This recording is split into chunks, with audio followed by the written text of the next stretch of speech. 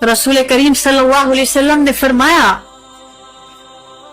कि जमीन और आसमान की तमाम चीजें आलिम के लिए दुआएं मग़फ़िरत करती, तमाम चीजें। शान देखिएगा, ये तो आपको कोई आके बताए ना कि मैं फलां जगह गई थी और वहां मजलिस में जाके मैं बैठ गई तो वहां एक खातून ने आपका नाम लेकर आपके लिए दुआ की।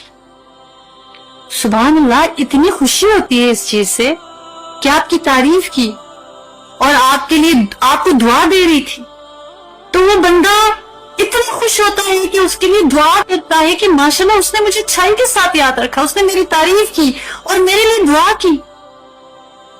तो अल्लाह के महबूब सल्लल्लाहु अलैहि वसल्लम फरमाए कि नहीं, एक बंदा नहीं, जमीन और आसमान की तमाम चीजें आलिम के लिए दुआएं मग़फ़िरत करती हैं। तिर्मिज़ी अबू दाऊद की रिवायत है। तमाम चीजों में दरख्त, चींटियां, मखलूक़ात सारी।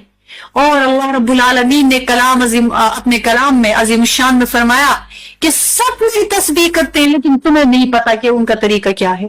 तो इसका मतलब है सब के सब।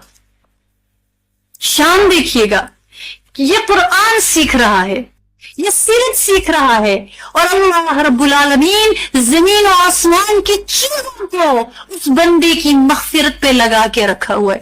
तो अल्लाह ताला क्या उनकी दुआओं को रख सकेंगे जिन्होंने खुद फैसला किया कि इसके लिए दुआ करो?